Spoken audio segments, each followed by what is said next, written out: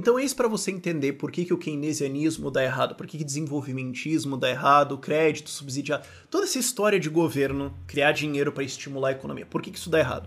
E a única escola de economia que consegue explicar esse fenômeno é a escola austríaca de economia, que é o que eu vou explicar para vocês agora, qual que é o processo, teoria austríaca dos ciclos econômicos, ou TASE, para simplificar.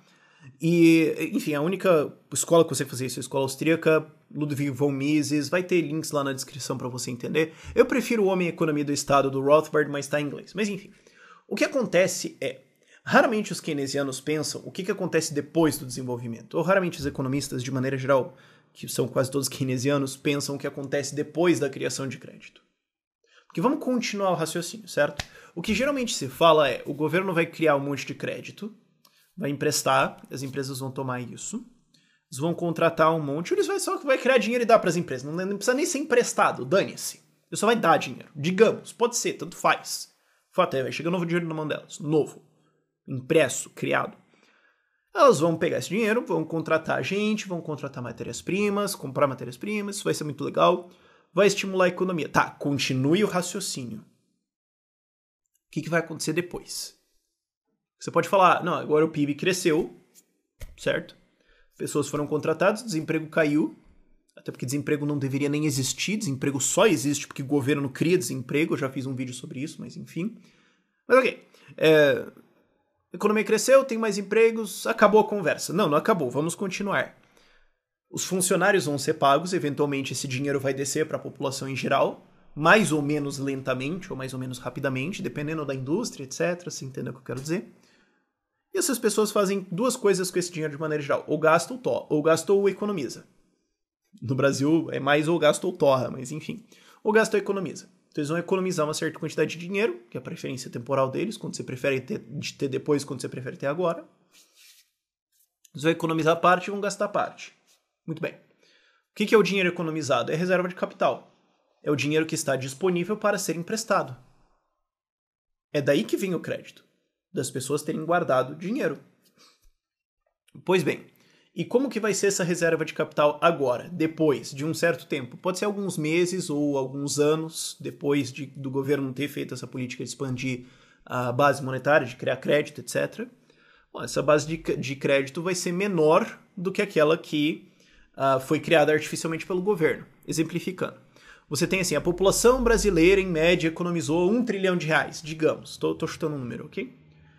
E esse R$1 trilhão são constantemente emprestados para os negócios em geral, voltam para a população, ela economiza e isso fica, de maneira geral, em R$1 trilhão. Normalmente isso não aconteceria, mas o Brasil é um país que não evolui em desenvolvimento, em produtividade. Então acaba sendo a mesma porcaria, mas enfim. Digamos que seja a mesma quantidade. Ela sai de crédito, vai para as empresas, tal, e volta e forma crédito de novo.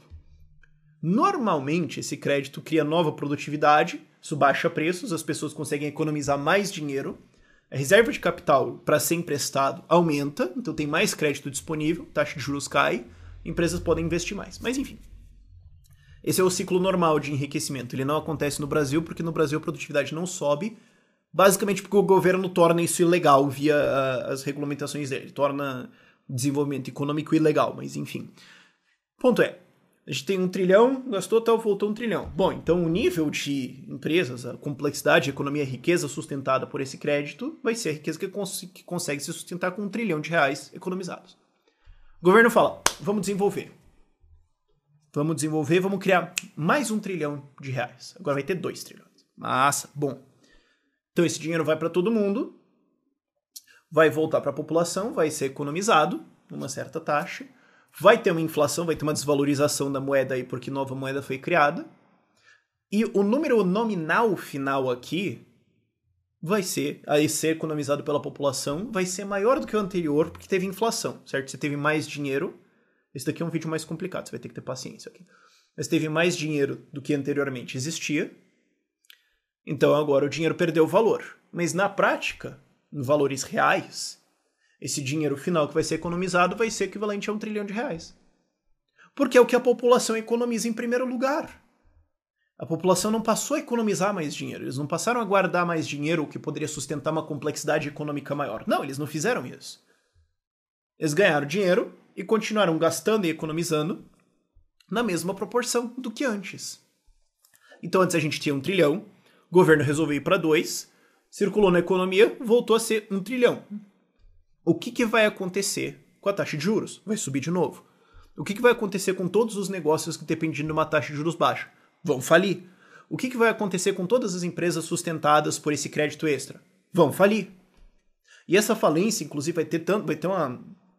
Isso a gente pode ir na prática, já vai ter uma coisa vai ser um efeito tão pesado que ele acaba encolhendo mais. Quer dizer, a gente não tem um ciclo que vai e volta, ele tem um ciclo que vai e caindo mais, porque o dano dessas falências todas e a desorganização econômica é até mais prejudicial, você não volta ao mesmo ponto.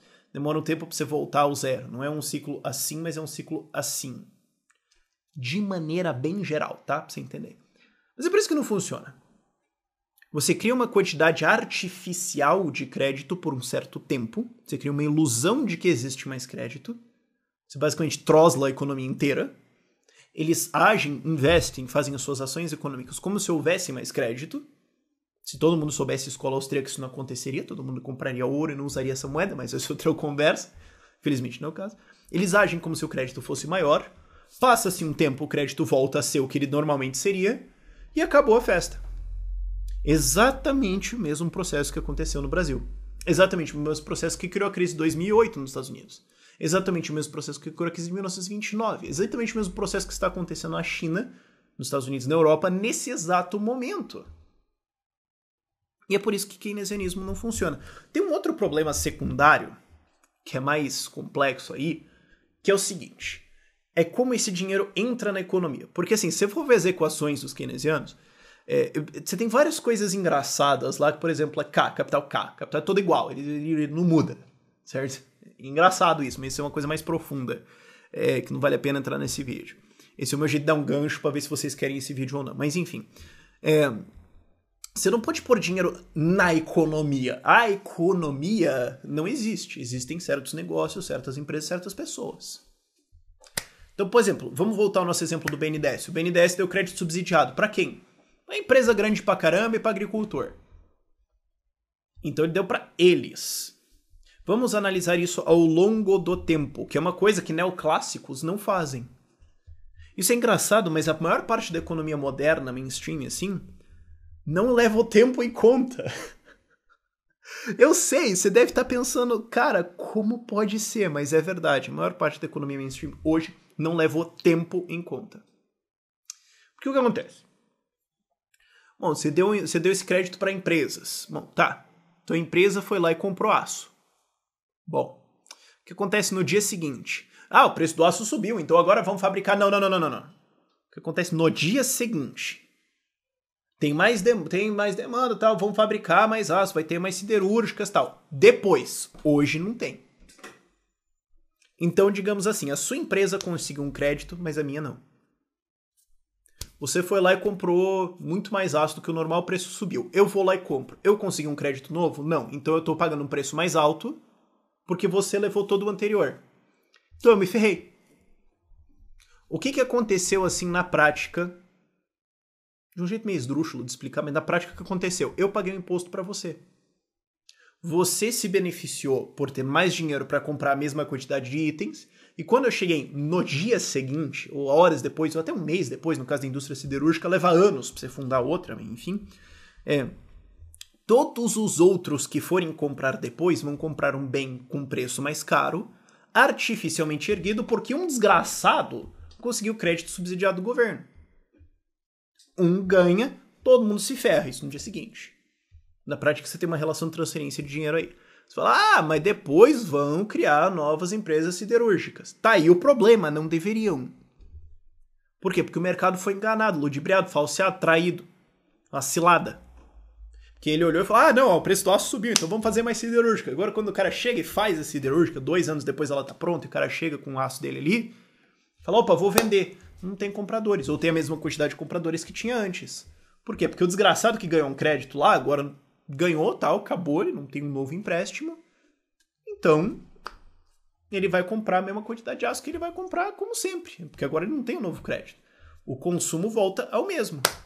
Ué, o que eu faço com a minha siderúrgica? Enfia no rabo. Eu não sei o que você vai fazer com isso agora. Um abraço pra você. Você tem que ter essa consideração ao longo do tempo.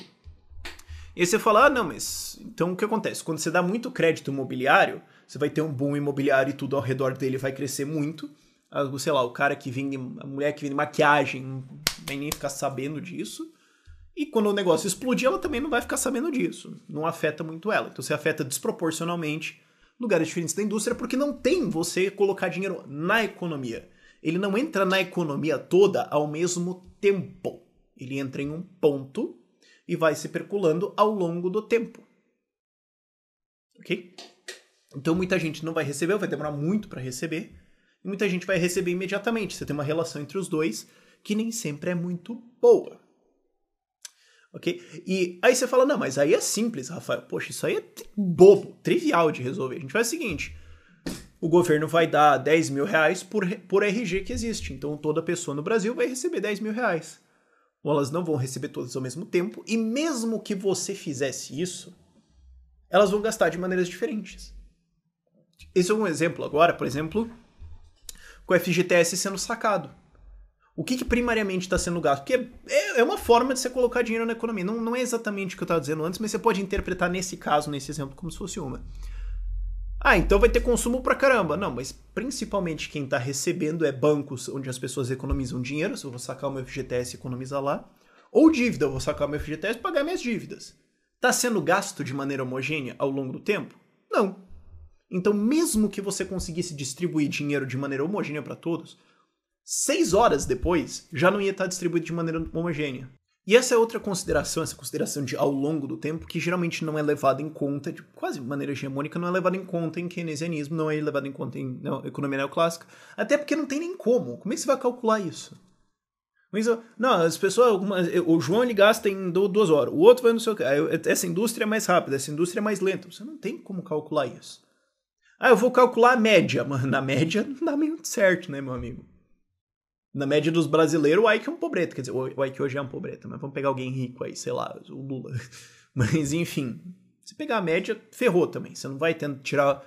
Você vai jogar um monte de gente que está nos extremos, ou até um pouco fora da média, vai criar insanidades ali que não vão dar certo. Esse é o problema, inclusive, de você usar a econometria, mas isso é outra questão que a escola austríaca bate muito. O problema é, do keynesianismo, ele cria esse ciclo, o crédito vai sempre voltar ao que ele era anteriormente, porque as pessoas não começaram a economizar mais dinheiro. Inclusive, elas podem até economizar menos dinheiro. Porque quando o keynesianismo vai lá e cria dinheiro novo para estimular a economia, agora tem mais dinheiro, ele perde valor, a inflação sobe. E se antes você, digamos, você aí na sua casa, você tem um investimento, a poupança, rende 6,5% ao ano. E a inflação é 4%. Então você fala, tô ganhando 2,5% ao ano, legal. Aí o governo vai lá, cria uma porrada de crédito, inunda a economia de crédito e agora a inflação é 8%. Você fala, porra, eu sou otário, eu tô perdendo dinheiro, eu sou burro. Eu tô guardando dinheiro na poupança, tá rendendo 6,5%, a inflação é 8%. Quer saber? Eu vou tirar meu dinheiro e vou torrar. Eu tô perdendo dinheiro mesmo, pô. Não vou pagar aluguel pro banco, saco? Vou torrar. Então, inclusive, isso estimula as pessoas a gastarem mais do que elas gastavam antes. Então, ao invés delas economizarem, se a gente for avançar o raciocínio um pouco mais, aquele exemplo, a gente tinha 1 trilhão, circulou, voltou a ser 1 trilhão. Pode até voltar a ser menos. Porque depois da inflação, a galera vai falar, quer saber, economizar é coisa de otário. Porque no Brasil não rende. Então você tem ainda mais um efeito, e a gente pode fazer esse raciocínio infinitamente. Okay? Esse que é o legal de escola austríaca de economia. Você pode levar esse raciocínio infinitamente até o mais específico que você quiser. Só que você não tem como levar a tudo, que vai levar um puta tempo, você vai morrer de fome, você tem mais o que fazer. E, em muitos casos, depois de um tempo, começa a ficar meio incerto, assim, que assim, você pode levar um raciocínio praxeológico só de derivações, mas depois de um tempo você começa a falar, poxa, mas eu não sei exatamente o que vai acontecer aqui, eu não sei derivar isso, talvez você tenha uma solução errada, vai ficando mais complicado ao longo do tempo. Mas você pode fazer isso. Essa análise por muito tempo aí é uma coisa divertida. Mas o fato é, não dá certo.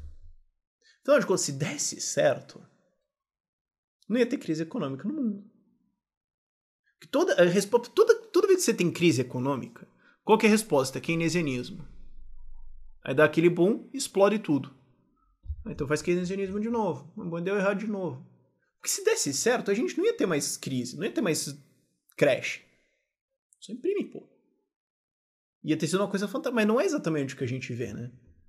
que a gente vê justamente quando fazem keynesianismo, você vê um desenvolvimento e um puta crash histórico, que daí culpam o capitalismo e fazem keynesianismo em cima. É uma coisa louca. A gente vê que todas as vezes que é experimentado dá errado. Tanto que eu já fiz um vídeo falando exatamente sobre isso. Mas se desse certo, o Brasil não deveria ser um dos países mais ricos do mundo? A gente não deveria estar esmagando países idiotas, assim como a Suíça, um bando de imbecil, ou Nova Zelândia, esses países idiotas aí, sabe? Não é. Exatamente onde você vê essa expansão de base monetária, onde você vai ver alguns anos depois uma crise fantástica. E alguém pode falar a resposta, assim, relativamente lógica até agora. Não é lógica, mas enfim, muitas pessoas podem imaginar isso, pensando melhor assim, que é só continuar imprimindo. Se você continuar criando mais crédito, porque resolve o problema, a gente cria crédito aqui, expande, volta, as pessoas não economizam, daí dá problema. Bom, aí é simples, é só criar novo crédito. O problema é que você vai ter uma inflação cada vez maior. Você vai ter inflação cada vez maior e maior e maior, ao ponto que as pessoas vão parar de economizar. E aí o governo vai ter que expandir cada vez mais o quanto ele está expandindo de crédito. Antes, 1 trilhão, digamos, resolvia. Bom, agora se tem inflação, as pessoas estão economizando menos. Então agora tem que criar 1 trilhão e 200, depois de um certo X ciclo. Bom, agora elas estão economizando menos. Bom, então agora tem que criar 1 trilhão e 500. E daí vai. E vai. Tem um momento que você tem uma inflação tão grande que ou teu país capota, as pessoas ficam putas da cara, vão tocar fogo em alguma coisa do governo até resolver. 10% aqui no Brasil já foi o suficiente pra galera ficar louca de raiva. Veja o que tá acontecendo na Venezuela. Não dá pra você criar dinheiro infinitamente, os preços vão explodir. Ao ponto em que o dinheiro vai ser tão desvalorizado, mas tão desvalorizado, que as pessoas vão parar de usar este dinheiro. Você vê esse fenômeno acontecendo no Brasil, na época da hiperinflação, em que todo mundo começou a levar as coisas a conta em dólar. Você fala, não, você vai me pagar no futuro, eu te empresto hoje, sei lá, 20 mil cruzeiros, e lá na frente isso vai valer sei lá quantos mil cruzeiros, mas a gente faz o dólar hoje. 20 mil cruzeiros hoje daria, não sei, tô chutando, $1.000, então você me deve $1.050, que eu juro é 5%, daqui a um ano. Ah, e quanto que isso vai ser em cruzeiros lá na frente? Ah, foda-se, eu não sei. Ninguém liga realmente, a gente vê lá daqui a um ano, faz a conta e você me paga isso. Na prática, você para de usar essa moeda como unidade de contabilidade. Ela perde o sentido. Você não sabe quanto ela vai valer no futuro, a inflação destrói ela tanto, rói tanto poder, você para de usar ela. Tanto que as pessoas podem até parar de usar essa moeda e começar a usar o dólar, ou qualquer outra moeda que funcione melhor. Então, se um governo fizer um keynesianismo tão insano, as pessoas vão começar a querer usar outra moeda. E aí isso força o governo a fazer o que fez no Brasil, fez na Argentina, estão fazendo na Venezuela, em quase todos os casos que eles fazem isso. É falar, então é o seguinte, se usar outra moeda é crime. Porque se as pessoas começarem a usar outra moeda, o governo perde o efeito de conseguir imprimir dinheiro e daí ele se ferrou. Inclusive ele perde o controle de soberania da moeda. Porque ninguém mais usa a minha moeda, que droga. Não consigo mais nem controlar a economia porque saco. Então eles têm que proibir as pessoas de usarem outra moeda. Aí o que acontece? As pessoas vão começar a usar escambo. Ou elas vão fazer o que está acontecendo hoje na Venezuela, que é bom. Então você passa a maior parte da sua vida tentando gastar o seu dinheiro antes que ele perca totalmente o valor dele. Ou seja, você passa 5 dias da sua semana comprando comida, ficando em fila, esperando, procurando, indo de um mercado até o outro, etc. Para tentar gastar o seu dinheiro o mais rápido possível e eventualmente a economia colapsa. Não tem jeito. Se imprimir dinheiro fosse a solução para a economia mundial, a gente já estaria rico há muito tempo, meu amigo. Mas não é o que se verifica. Enfim, um vídeo longo e complicado, mas volta e meia é bom fazer esses vídeos um pouco mais profundos. Espero que vocês tenham gostado. Recomendo a leitura do Homem, Economia e Estado, do Murray Rothbard. Infelizmente ele não existe em português, é Man, Economy and State. Eu vou colocar lá na descrição o PDF para vocês verem. Mas tem vários livros do Mises em português já traduzidos que explicam isso bem. É só que eu gosto mais do Homem, Economia e Estado, porque é mais fácil. Enfim. Por esse vídeo é isso, links na descrição. Tchau, tchau.